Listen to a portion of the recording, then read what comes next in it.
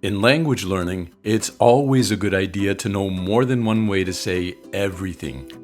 In this video, we're going to look at 3 ways to say that someone or something is so adjective. For instance, that movie is so scary.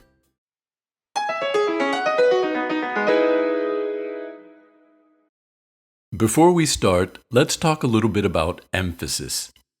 As you've probably noticed, we tend to use a lot of contractions in English when we speak and when we write.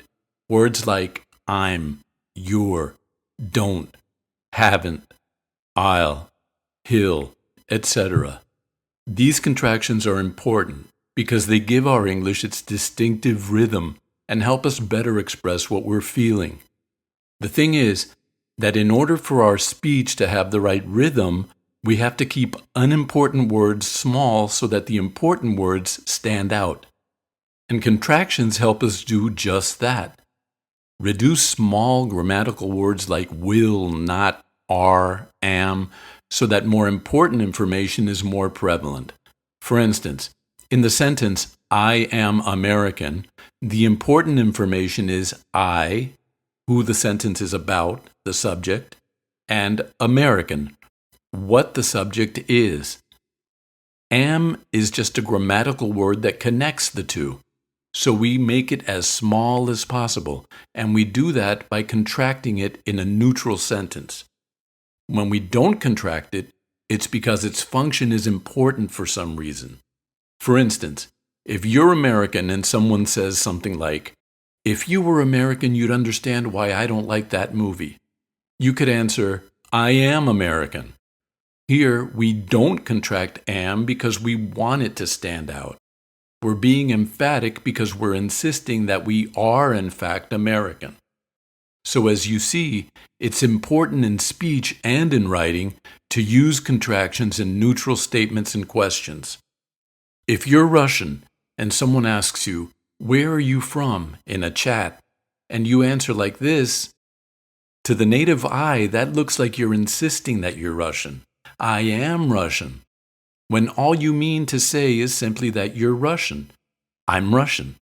And also in speech, saying I am Russian in this context would sound robotic and stiff when you can simply say I'm Russian. In this video, we're going to be working with emphasis because we're going to use different words and phrases to describe things and people somewhat emphatically. Let me set the scene. Say you and a friend are looking for something to watch on Netflix. You come across a movie that has an interesting thumbnail, and your friend recognizes it and says, that movie's so scary. The word is contracted so that it stays small and inconspicuous because your friend's not being emphatic. He's simply stating a simple fact. That movie's so scary. But what if he wants to be more emphatic? What if the movie really shook him up? In that case, he simply won't contract is. That movie is so scary. Also note that the more emphatic he wants to be, the more space he puts between his words. That movie is so scary. This sounds a little more emphatic because in English, the slower you speak, the more emphatic you sound. Sometimes you see people express this in writing by putting a period after each word. That movie is so scary. And to be even more emphatic, you can stretch out the word so. That movie is so scary. This is why it's important to use contractions in writing, and especially in speech, so that you don't sound robotic or you don't sound like you're being emphatic when you're not. So, having said all that, in this video, we're going to learn to describe your impression of people and things emphatically using different words, phrases, and intonations. As we've seen in this example, one way to express your good or bad impression of something is by using the word so, which can be lengthened for more emphasis. Here are a few more examples. My roommate is so messy. Today's kids are so lazy. Your dogs are so cute. That cake was so delicious. You get the picture. So now let's look at other ways to describe people and things emphatically.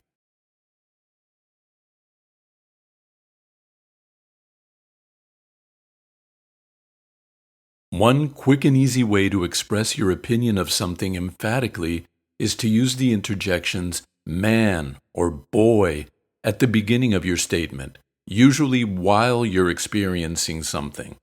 This gives the whole statement a flavor of wow when noticing something for the first time and expresses a certain disbelief or shock. Using our movie as an example again, man, this movie's scary, or boy, this movie's scary, is something you'd say while actually watching the movie and realizing how scary it is.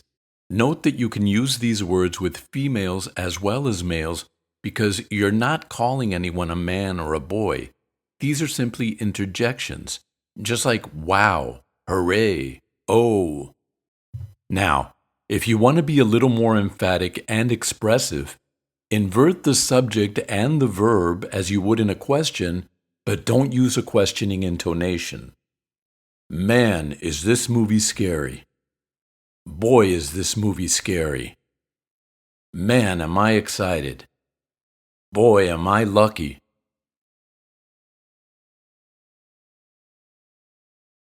Dude, close that window. With my luck, my brother'll drive by and see me smoking and tell my parents. Your brother lives across town. Man, are you paranoid?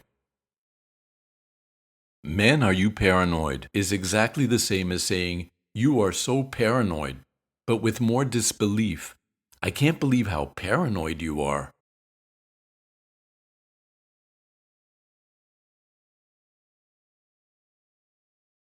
This one is extremely popular in conversation.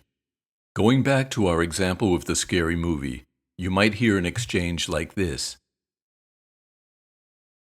What'd you do last night? We stayed in and watched a movie. Oh yeah? What'd you see? The Exorcist? Oh God, talk about a scary movie. This is the same as saying, that movie is so scary. You can also use this expression with just an adjective. How was the movie last night? Extremely long but really good. And talk about scary.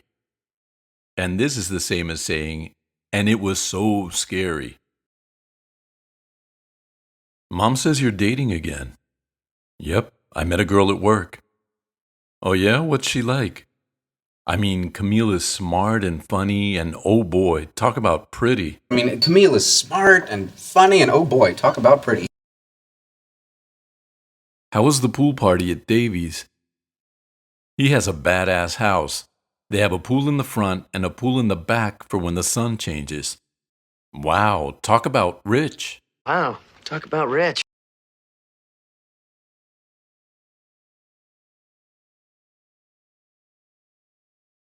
The word sure can be used in front of the main verb in order to express your personal impression of something while you're experiencing it. In that way, it's similar to man or boy, except that it isn't as dramatic as these interjections. It's simply a more emphatic way of expressing your personal opinion or impression of something. It has a nuance of, okay, I have to say this. For instance, let's say your friend put on that scary movie on Netflix, and halfway through it, you're literally shaking and you can't hold back anymore, and you say, this movie sure is scary. Listen to the intonation. You stress the word sure and the adjective. Sure is scary. You can also add a noun and say, this sure is a scary movie. Again, stressing sure and movie, and they both have the same meaning. Okay, I have to say it. This movie is so scary. This sure is a scary movie. This is a very common use of sure in conversation, and of course, we also use it for good things when we're impressed, when we're so impressed that we just have to say something. For instance, your friend serves you a piece of cake, and after a couple of bites, it's so good that you just have to say something. This cake sure is delicious. Did you make it from scratch? However, unlike man or boy, this type of observation isn't emotive or dramatic. It's simply a way of giving your opinion or commenting on an observation you've made somewhat emphatically, but as a personal opinion. If you want to make it more dramatic, you can add man or boy or even God. Say your friend comes over to help you with a computer problem. After watching him work on your problem with lightning speed, you're so impressed you just have to comment, "Boy, you sure know a lot about computers." Man, you sure know a lot about monsters. You sure know a lot about blood. You sure know a lot about cooking. As I said above, this is normally used in the moment, while you're experiencing something. It would sound strange 3 days after your friend fixed your computer to tell another friend, "You should call Fred. He sure knows a lot about computers," because it sounds like you're recommending him and discovering his talents at the same time. Because of its spontaneous nature, you often hear it used in the middle of a discussion or situation where your observation really has nothing to do with the discussion, but you simply feel compelled to throw it in for whatever reason. For instance, say your friend is house sitting for her brother, who's away for a month on business. She invites you over to hang out by the pool. When you arrive, she gives you a tour of the house, and you notice he has a lot of photos with famous people. What does your brother do? Well, he started out as an interior decorator, but a few years ago he started his own line of rugs, and now he has a very successful website that sells them worldwide. Right now he's in India buying textiles. He sure knows a lot of famous people. Here, his knowing celebrities has nothing to do with the discussion about his career, but you couldn't help noticing the pictures and threw the comment in. So in a way, sure is a way of noticing something in the moment and expressing that you couldn't help noticing it. Because of this, as you can imagine, it often figures in compliments and criticisms. For instance, say your friend is showing you her pictures from her recent trip to Thailand. As she's describing the places she visited and the foods she ate, you notice how good she looks in all the pictures. This one was taken at a temple where you can take a picture with a tiger. I realized the poor tiger was drugged up for the tourists and decided against it. Instead, I took a picture with a monk. That's disgusting. Pure animal abuse. That's what I said. And this is a little restaurant right by the river where the boats pull up and cook for you. Oh, wow. Amy, you sure are photogenic. Why, thank you. Here, although the discussion has absolutely zero to do with Amy's looks, you throw in the compliment using sure to express that you just had to say it. So again, it's a bit like saying, "Excuse me, but I couldn't help noticing." It's also important to note that although sure looks like it could mean something like absolutely or certainly and be used to add validity to a statement or confirm a fact, that's not what it means. It simply means, "I couldn't help noticing," or "Wow, I just have to say it." Wow, that sure was a nice greeting. I sure am lucky I live here. These sure are pretty dogs. You sure are cute. Sure am sorry about your brother, Freddie. That sure was nice of you, Jesse. Boy, you sure are different in your TV commercials. I sure am glad you came back. Thank you as always for watching. I know that was a lot to unpack, so if you have any questions, please feel free to ask me in the comments. And if you enjoyed this video, please give it a like and subscribe for more content like this.